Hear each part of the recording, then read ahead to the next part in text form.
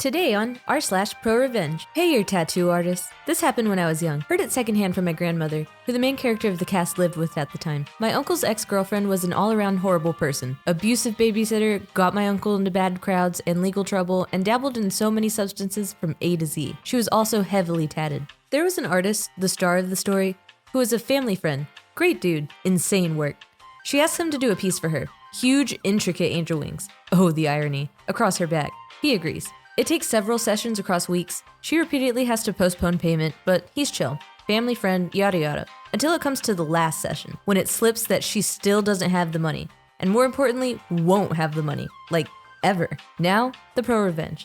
No collection agency, no refusal to continue. He smiles, waves it off, says he'll finish up, no charge. It's gonna be a great piece. Legendary.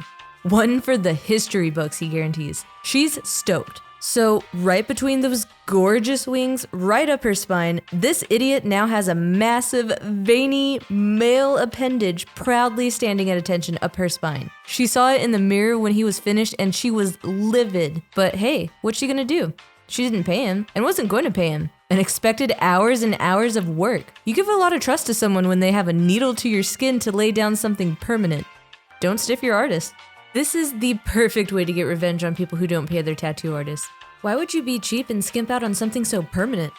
Never piss off your tattoo artist. You wanna lie and use people? I got you. This one needs background to fully understand why I went out of my way for this revenge. My best friend was married for 10 years, with his ex for a total of 13. He was absolutely head over heels in love with her like I had never seen before, which I never understood due to her alcohol abuse. She would take it out on him, and when he'd be venting about it, he'd always fall back on, quote, "It's not her, it's the illness." A very respectable and admirable stance on it. Last year, she asked for a divorce because after years of what I would call abuse, he had simply just run out of gas. Her reasoning for asking for one? When she'd get fired for testing positive for weed, he wasn't empathetic enough.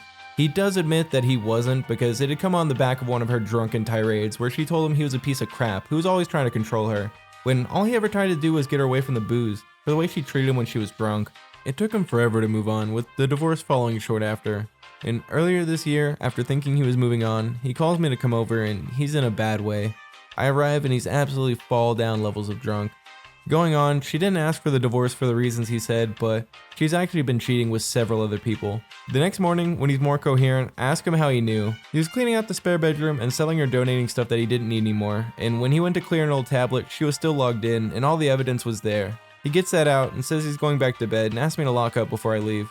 Before I left, I took a look at the tablet, and after seeing what I saw, I wanted to find a way to get even with that horrible and conniving woman, so I took pictures of it all and left. When I got home, I started looking up information on these people. Two of them were just normal guys. Whether they knew she was married or not, I really don't know. But the third, well, let's just say the third comes up on a certain list. Still on probation for being such a disgusting pile of garbage, and his address is listed as 123 Lane, City, State. Chomo knew she was married.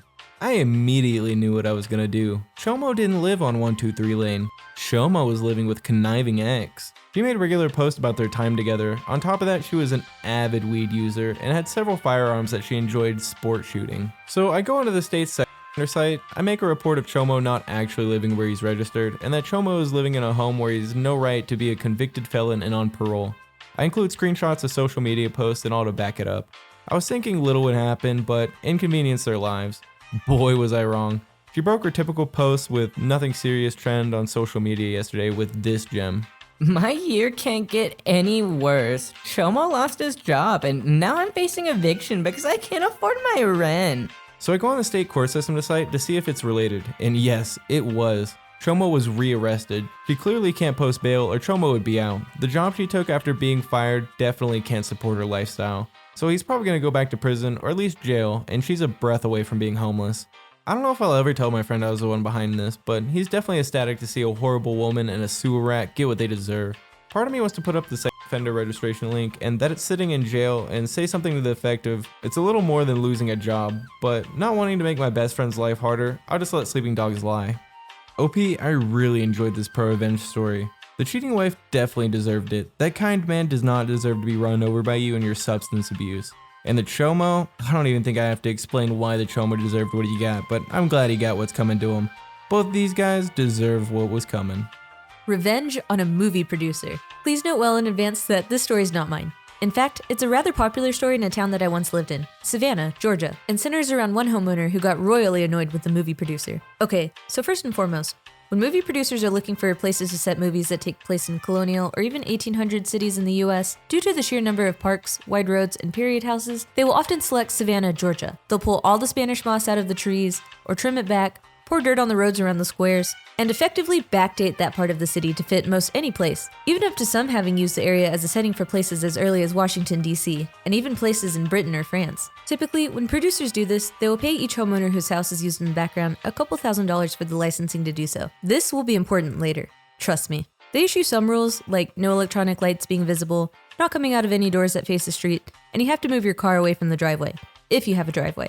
Well, it was 1979. A producer came from Hollywood for the intention of using Savannah for that very purpose. Specifically, the producer was from one of the big three-letter TV channels and was working on making a made-for-TV movie, talking about the events after the assassination of Lincoln and the subsequent actions of the doctor present at his death.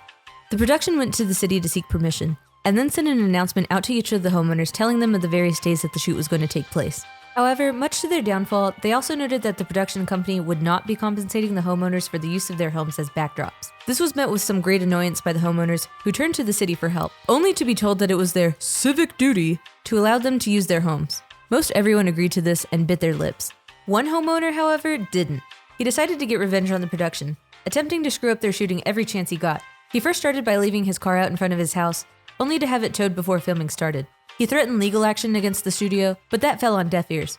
He forbade the use of his home in some of the shots, but the production company got the city to make him back down. Eventually, enough was enough. So he waited, biding his time until he was certain that they were filming. When the day came that his house was being used as a background shot, the homeowner grabbed a massive, I don't think I can say this on YouTube, so offensive red flag, and hung it out in front of his house on top of one of the windows. The production company balked. They knew that this ruined any shot that they'd used there. And what's more, they started to question just when he'd put the flag up. Was it just one day? Or had all the previous shots, some of which showed the house from across the square, been ruined as well? They turned to the city for help, and the city just basically shrugged and said that it was his First Amendment right to do that, and implied that had the production company paid the homeowners, as had always been done before, then this probably wouldn't have happened. In the end, the production company had to end shooting, and go to the homeowner begging for him to remove the offending flag. He did eventually do so, but only after his lawyer got a contract in writing that required the production company to pay all the homeowners for having their homes in the shot.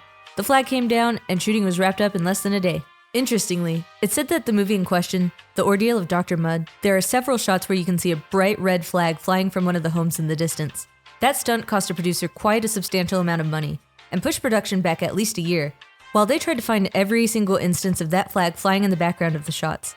This homeowner would go on to himself become very famous, though not for a good reason. Even so, he lives on among the legends of that city, both for his revenge against the movie producer and his later brush with fame. The fellow in question is none other than Jim Williams. Williams was an American antiques dealer and a historic preservationist based in Savannah, Georgia. He played an active role in the preservation of the Savannah Historic District for over 35 years. Williams was arrested on May 2, 1981, for the alleged murder of 21-year-old Danny Hansford, with whom he had been having a homosexual relationship with at Mercer House. After the subsequent 4 trials, a record in the state of Georgia, Williams was finally acquitted by a jury in Augusta in May 1989, 8 years after his arrest. Williams died in 1990 of heart failure, though AIDS is also suspected. He is the center of the novel and Clint Eastwood movie, Midnight of the Garden of Good and Evil. I found the story to be really interesting, and now I'm gonna have to watch the movie to see if I see any red flags off in the distance.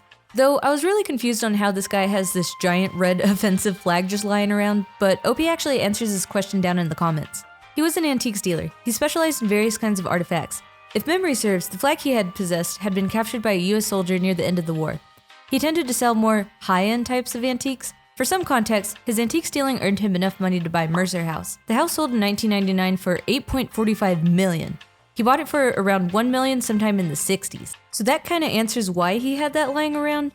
But it kinda sounds like this Jim Williams wasn't really that nice of a person. But neither was the production company. Anyways, this was a really interesting pro-revenge / history lesson. Thanks, OP. If you've gotten this far in the video, thank you so much for watching. If you really enjoy our content, please like, comment, and subscribe. Peace. He's actually down bad.